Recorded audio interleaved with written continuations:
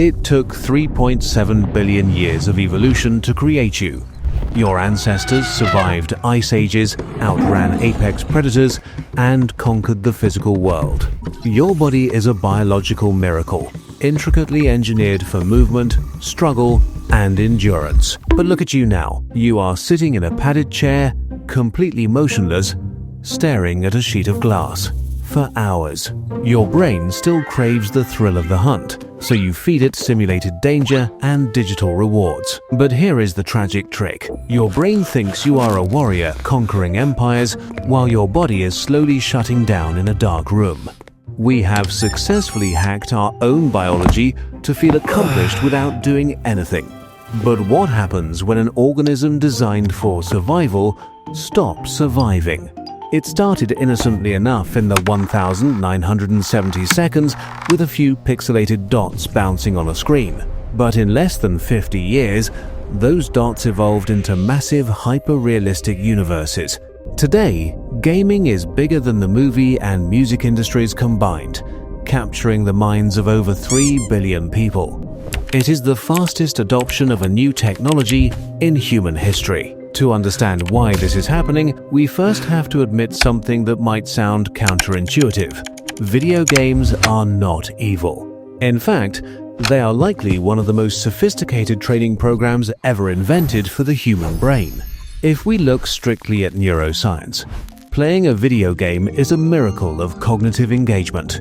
When you drop into a chaotic match of Call of Duty or Fortnite, your brain is not rotting, it is on fire. You are engaging in a high-speed, high-stakes cognitive workout. Studies have shown that action gamers often possess superior visual selective attention. While a non-gamer sees a muddy blur of pixels, your brain can track multiple moving objects, filter out irrelevant visual noise, and detect subtle changes in the environment faster than the average human. You are training your brain to make split-second decisions under extreme pressure, coordinating your eyes and hands with a precision that would make your hunter-gatherer ancestors jealous. It goes beyond just reflexes. In creative sandboxes like Minecraft or Roblox, you are not just consuming content, you are simulating complex systems. You are managing resources, understanding spatial geometry, and collaborating with a global tribe of strangers to build digital monuments. For a brain evolved to solve problems, this is delicious. It is a safe space to fail, to learn, and to master a skill, a fundamental human drive known as competence. So if gaming makes us faster, sharper, and more connected, why does it often feel like it is ruining us? Why do we finish a 6-hour session feeling empty rather than energized? The problem is not the activity. The problem is the intensity. To understand this, we need to look deep inside your skull, at a small ancient structure called the nucleus accumbens. This is your brain's motivation engine. It doesn't care about your grades, your job, or your long-term health. It only cares about one molecule: dopamine. For millions of years, the rules of the dopamine game were simple. If you found a bush full of ripe berries or successfully tracked a deer, your brain released a precise dose of dopamine. It was a chemical message that said, "This is good for survival. Remember how we did this. Do it again." The effort was high, rewards were rare, and the balance kept us alive. But video games are what scientists call a supernormal stimulus. Imagine if you found a berry bush that never ran out of fruit, tasted like pure concentrated sugar, and grew back instantly the moment you picked it. That is a modern video game. When you play, you are effectively hot-wiring your reward system. You are flooding the nucleus accumbens with a continuous, heavy stream of dopamine that doesn't exist in the natural world. Every headshot, every level up, every gold coin collected is a synthetic berry. And here lies the tragic trick of neurobiology. Dopamine is not pleasure. We often mistake dopamine for happiness, but it is actually the molecule of craving. It is the feeling of wanting, not the feeling of liking. When you start playing Overwatch, The first hour might be genuinely fun. You are liking the experience, but as the hours drag on, the liking fades. You might even start to feel frustrated, tired, or bored. Yet, you cannot stop. You queue up for another match. Why? Because your dopamine system is screaming, "Do it again," even though the joy is gone. You are no longer playing to feel good, you are playing to stop feeling bad. Over time, your brain realizes it is being overwhelmed. To protect itself from this chemical flood, it does something drastic. It reduces the number of dopamine receptors in your brain. This is called downregulation.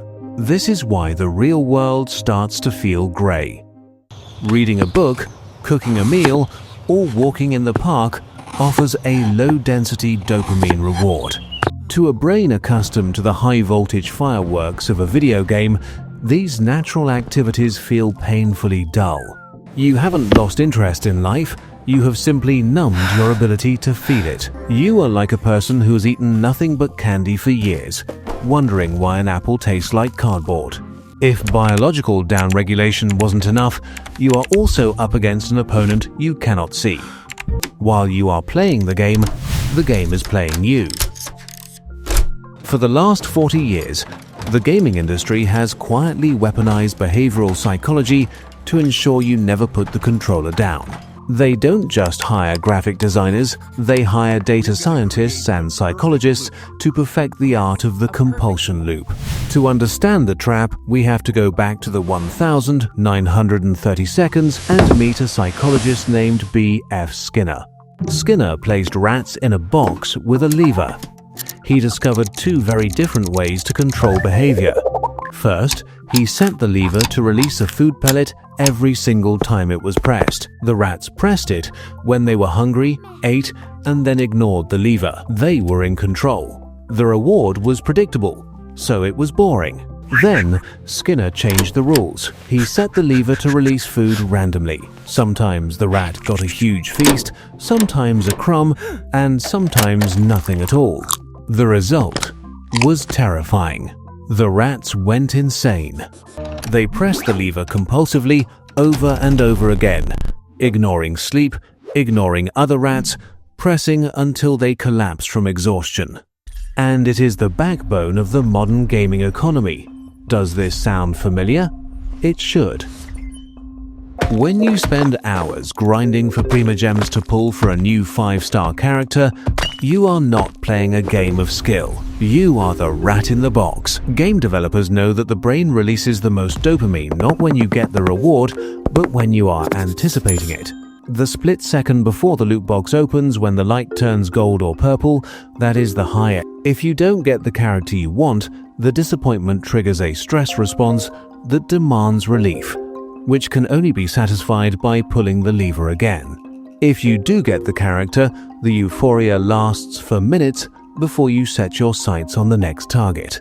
But the trap goes deeper than just gambling mechanics. It is built into the very fabric of how games are paced. In the real world, starting a task is hard. There is friction.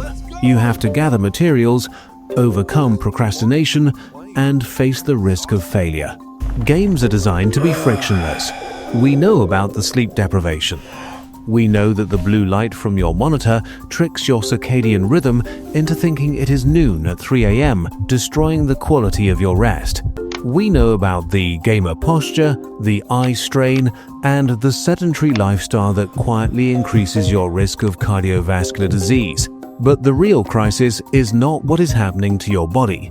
It is what is happening to your future. Economists call this opportunity cost. Every hour you spend polishing a virtual sword is an hour you did not spend learning a language, mastering an instrument, building a career, or deepening a relationship. When you are young, time feels infinite. But it is not. The thousands of hours poured into a game are an investment in a currency that has no value in the real world. When the servers eventually shut down, or when you finally move on, that wealth evaporates. You are left with memories, sure, but you are also left with a resume gap and a set of social skills that have atrophied from lack of use. And then there is the cycle of avoidance. Life is stressful. Maybe you are failing a class, or you feel lonely, or you hate your job. These are negative emotions that require action to fix. But action is hard. It is painful. Video games offer a backdoor. They provide an instant, reliable way to numb that pain. When you play, the anxiety doesn't disappear, it is just paused. But while you are in the game, the problems in the real world get worse.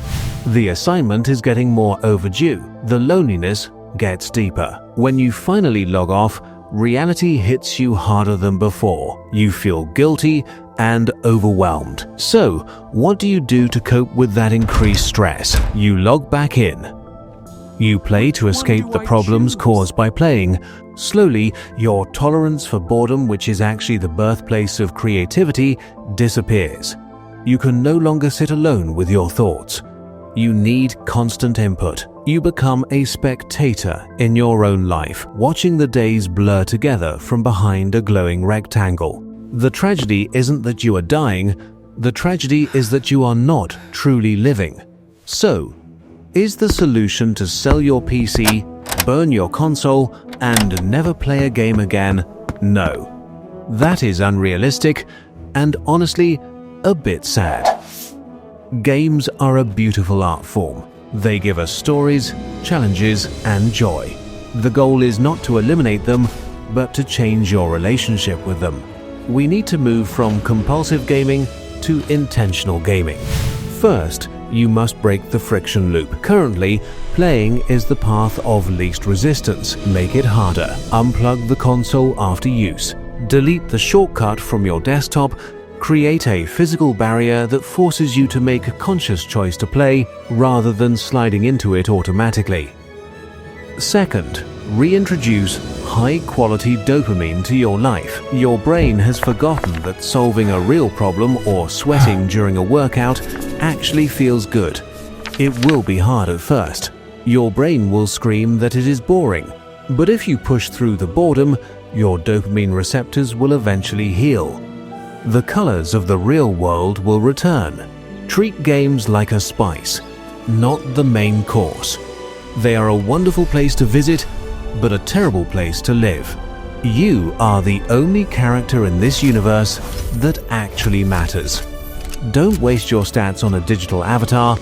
Use them to build a life that is so interesting, so challenging, and so meaningful that you don't need to escape from it.